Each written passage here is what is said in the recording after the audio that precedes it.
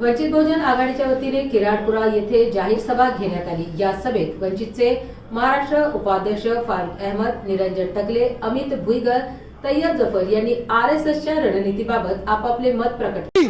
क्या आरएसएस ने जो अपनी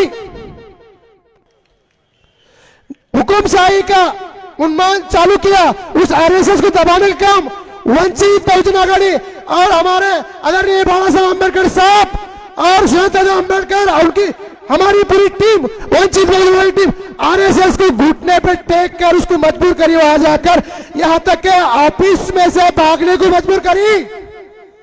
ये हमको मालूम है क्या? हमको समझना है कि हमारे अपने आप को सेकुलर बोलने लोग। आ रही की आवाज पीछे। सबको अस्सलाम वालेकुम, जय भीम, जय मीम, जय वंचित। साथियों, आज अपन जिस अवसर पर इस जगह पे जमा हुए हैं, उस अवसर का मकसद है कि आने वाली स्थानिक स्वराज्य संस्था की जो चुनाव होने वाले हैं, उस सिलसिले में और जो अभी पिछले महीने घटना घटी है 24 अक्टूबर को, जो देश में पहली बार हुआ है। आपने कभी देखा नहीं होगा कि वंचित बहुजन आघाड़ी या इस देश की किसी भी पार्टी ने जो देश में केंद्र सरकार स्थापन करती है, राज्य सरकार स्थापन करती है, जिनके पास ईडी है, जिनके पास चुनाव आयोग है, ऐसे सब आयोग के जो खुद को जागीरदार समझते हैं, मालक समझते हैं, ऐसे व्यक्ति के खिलाफ, ऐसे संगठन के एखादा राजनीतिक पक्ष चलाना होता है तो उसको संविधान के दायरे में रहकर और उसका रजिस्ट्रेशन करके यहां पे चलाना पड़ता है। इस देश में एक ही ऐसा संगठन है जो ना उसका रजिस्ट्रेशन है, ना ये अपने यहां के देश का झंडा मानते हैं।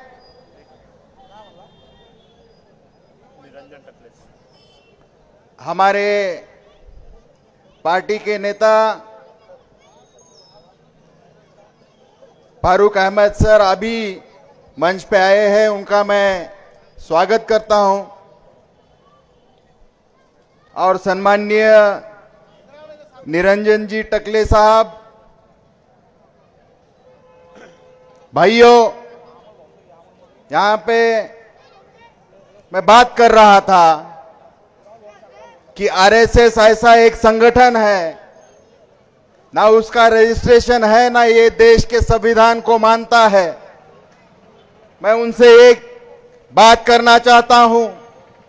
आप बोलते हैं जनता को भी सच लगा, कांग्रेस वालों ने, राष्ट्रवादी वालों ने यहां पे हमारा पैसा बहुत खाया है। मोदी जी बोल रहे हैं हमारा पैसा स्विच बैंकों में रखा है, वो पैसा मैं लेके आऊंगा और अपनी देश की जनता के खाते के ऊपर यहां पे डाल दूंगा। देश की जनता को भी सच लगा, ऐसे तो हमारे हाथ में कुछ आ रहा नहीं है। अगर मोदी जी सत्ता में बैठेंगे तो हमारे खाते पे 15 लाख, 20 लाख, 25 लाख रुपए यहां पे आ जाएंगे। जनता खुश हो गई। मोदी जी बोले यहां के नौजवानों के कंधे के ऊपर हमारा देश चलता है। यह देश की नौजवान जनता को, युवकों को यहां पे रोजगार देंगे, नौकरियां देंगे। लोगों को भी सच लगा, कांग्रेस ने दिया नहीं, मोदी जी देंगे। और जनता को सच लगा और मोदी जी को वहां पे सत्ता में बिठाए। मोदी जी सत्ते पे बैठ गए और मोदी जी ने एक काम किया, जो चड्डी पहनते थे उनको पैंट दिला दी। ये रोजगार उनको मिल गया।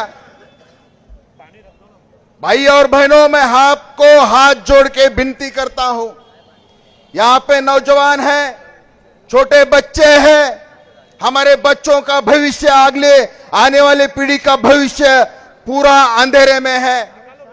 मोदी जी बोल रहे हैं हम देश को बढ़ाएंगे, देश की जनता को खुशहाली में रखेंगे। यहां पे खुशहाली नहीं आई, लेकिन मोदी जी के बीजेपी पक्ष के लोगों की खुशहाली यहां पे आ गई। उनको रहने के लिए घर नहीं था, उनके पार्टियों को ऑफिस नहीं था। अब हर जिले में बीजेपी का कार्यालय। कुरैशी साहब, वंचित बहुजन आघाड़ी युवा के जिला सदर सतीश भाऊ, तायड़े बापू, वंचित बहुजन आघाड़ी के तमाम जिम्मेदारान, ओहदेदारान और मेरे सामने बैठे हुए ये मजमा, अभी हम लोग स्टेज पे है, यहां पर बैठ के एक बात चलने लगी है कि ये प्रोग्राम किस महल्ले में है, ये प्रोग्राम कहां हो रहा है। मैं इस रहमानिया कॉलोनी में बैठे हुए हर शख्स से कहता हूं, यहां से लेके वहां तक जोरदार तालियों के साथ ये एहसास दिलाए कि ये प्रोग्राम रहमानिया कॉलोनी में हो रहा है। आवाज अभी भी नहीं निकली, ये हमारे महल्ले की आवाज नहीं हो सकती। खामोश मिजाजी तुम्हें जीने नहीं देंगी। इस दौर में जीना है तो कोहराम मचा दो। आपका कोहराम बहुत जरूरी है।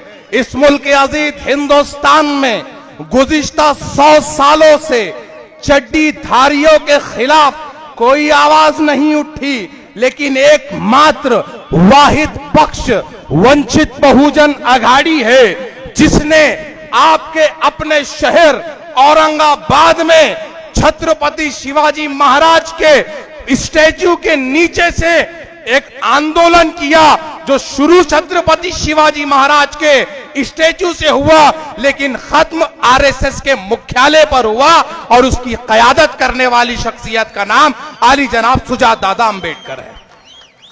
इतिहास उठाकर देख लीजिए, इतिहास उठाकर देख लीजिए।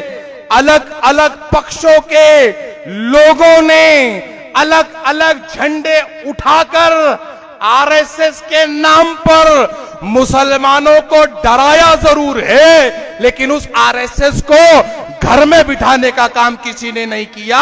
और ये अगर कोई कर रहा है तो ये वंचित बहुजन आघाड़ी है। आप कश्मीर से लेके कन्याकुमारी तक सारे प्रोग्राम उठा लीजिए, मैं किसी एक पक्ष का नाम नहीं लेता, आप किसी भी पक्ष को उठा लीजिए। तो जरूरत नहीं। अजीज तरीन साथियों, अभी आपने हमारे नौजवान शोला बयान मुकर्रिर अली जनाब जो है तैयब जफर साहब को सुना, तो अब मजीद सादा बोलने की इसमें जरूरत नहीं है। लेकिन जो सोच इस मुल्क में पैदा हो रही है और जिस तरीके की वो हरकतें कर रही है, उस सोच को जो बदलने के लिए, उस सोच से लड़ने के लिए जो है एक बड़ा नौजवान जो है लीडर जिसका नाम सुजात अंबेडकर साहब है, वो जो है हमारे बीच में यहां पर आने वाले हैं इंशाअल्लाह अन करीब।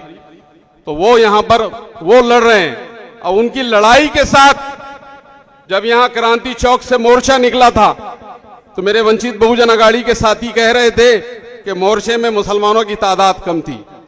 हम समझते हैं कि आरएसएस हमारी दुश्मन है, बीजेपी हमारी दुश्मन है, तो हमारे को हमारे अमल से बताना पड़ेगा कि आरएसएस हमारी दुश्मन है या नहीं है। वो हमारी मॉब लिंचिंग कर रही है या नहीं कर रही है, हमारे खाने पे उसकी नजर है या नहीं है, हमारे 3 तलाक पे उसकी नजर है या नहीं है, एनआरसी और क्या क्या किस्म के कानून हमारे खिलाफ बना रही है कि नहीं बना रही है।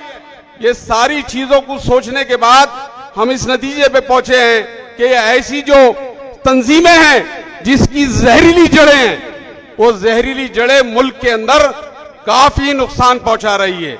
वो खाली मुसलमानों को लो नहीं, वो दलितों को भी नुकसान पहुंचाने वाली है। उनकी फितरत में है ऊंचाई और नीचाई, उनके पास मसावत नहीं है। जैसा हम बोलते हैं कि एक ही सफ में खड़े हो गए महमूद अयाज, ना कोई बंदा रहा ना कोई बंदा नवाज।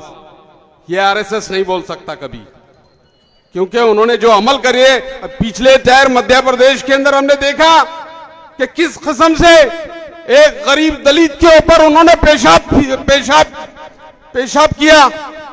ये क्या इंसानियत सोज हरकतें, इंसानियत सोज हरकतें। वो नीचे के लोगों को समझते ही नहीं है कि वो इंसान है। इसके लिए जंग लड़ने की है और इसके लिए जंग लड़ना है। हो सकता मैं एक शेर बहुत देर से याद करने की कोशिश कर रहा था, बोल रहा, मुस्तफा फारूक साहब भी बैठे, शायद ये सूट ना हो, लेकिन आपको ये तय करना पड़ेगा कि आप ये जंग के अंदर, ये जहरीली नफरत के अंदर आप उठेंगे या आप सिर्फ तकरीरें सुनने को आएंगे। ये तय करना पड़ेगा आपको कि ये खत्म मंसूबे बन रहे हैं। अगर इतने मंसूबे बन रहे हैं तो फिर क्या हम ख्वाबे गफलत में बैठे रहेंगे? इसके खिलाफ आवाज नहीं उठाएंगे? इसके खिलाफ आवाज उठाना पड़ेगा। कॉमन सिविल कोड लाने की तैयारियां हैं, इसको कौन रोकेगा? हम ही रोकेंगे। हम समझ रहे हैं कि पार्लियामेंट के अंदर किसी ने अच्छी तकरीर कर दी तो वो हमारा लीडर हो गया। आज वो वक्त नहीं है, आज वो वक्त है कि नंबर तुम्हारे कितने आते हैं। और यहां पर जमा हुए मेरे सभी भाइयों, ये हालात इस देश की और महाराष्ट्र की हम सब आंखों से देख रहे हैं कि आरएसएस, बीजेपी किस तरीके से मुसलमानों पे, दलितों पे अत्याचार कर रही है। अभी आपने देखे पिछले कुछ दिन पहले, आज यहां पर बाबा साहब के पोते प्रकाश अंबेडकर साहब के बेटे सुजात अंबेडकर साहब, जिन्होंने कुछ दिन पहले आरएसएस के ऑफिस पे सबसे बड़े देश में मोर्चा निकालने का काम सुजात अंबेडकर साहब ने किया। अरे आरएसएस के खिलाफ बोलने की हिम्मत कोई नहीं कर सकता, मगर इस औरंगाबाद जिले में पूरे देश में सबसे पहले मोर्चा निकालने का काम हमारे सुजात दादा अंबेडकर इन्होंने किया है। मैं आपको यह बताना चाहता हूं, हम आपके साथ में खड़े हैं। जो भी कुछ भी मुसलमान भाइयों के साथ नाइंसाफी होंगी तो सबसे पहले वंचित बहुजन आघाड़ी का कार्यकर्ता वहां पर खड़ा रहने वाला है। मगर आपकी साथ बहुत जरूरी है मेरे भाइयों। अगर आप हमारे साथ में अगर खड़े रहे, मैं मुस्लिम समाज की बात कर रहा हूं, मेरे मुस्लिम भाइयों की बात कर रहा हूं कि हम कुछ भी हो जाए, कुछ लोग अनाप शनाप बातें करते रहते हैं। अभी बीच में एक आमदार नगर में बहुत बात कर रहा था, मैं ऐसा कर दूंगा, वैसा कर दूंगा। अपने एरिया में कुत्ते भी शेर होते हैं। मैं आपको बताना चाहता हूं, जो बाबा साहब ने हमारे को संविधान दिया, उस संविधान में सबको बराबरी का हक बाबा साहब अंबेडकर ने दिया है।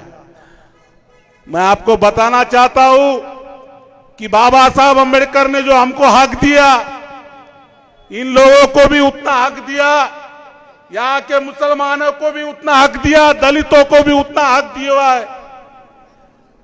अगर संविधान के बाहर अगर कोई बात करेगा तो हम भी उसको छोड़ेंगे नहीं। आपको हम सबको बताना मैं चाहता हूं। कोई बोलता हम मस्जिद बंद करेंगे, कोई बोलता है कि मुसलमानों के दुकानों पे से सामान मत खरीदे करो त्योहार आने के बाद, दिवाली आने के बाद। ये नाइंसाफी की जो बातें करते हैं, उनको सबसे पहले सबसे आगे दलित समाज के हमारे सब भाई खड़े रहेंगे, वंचित बहुजन आघाड़ी के कार्यकर्ता खड़े रहेंगे। मॉब लिंचिंग के नाम पे हमारे भाइयों को मारा जा रहा है, हमारे भाइयों को वहां पर बहुत तकलीफ देने का काम यहां पर कर रहे हैं। मैं आपको बताना चाहता हूं कि बाबा साहब अंबेडकर आपके साथ में खड़े हैं, सुजात दादा अंबेडकर आपके साथ में खड़े हैं। सिर्फ आपकी साथ की जरूरत है। अगर तुम हमारे साथ में पूरे ताकत के साथ खड़े रहे तो हम यहां पर आरएसएस रंदो या बीजेपी या आमदार रंदो या खासदार, उसको एक लफ्ज भी हम टेढ़ी बात करने देंगे नहीं। ना इंसाफी करने की कोशिश करी, उसका जवाब ईंट का जवाब पत्थर से हम देंगे। यही मैं बात कहता हूं और रुक जाता हूं। धन्यवाद, शुक्रिया, जय भीम। इसके बाद में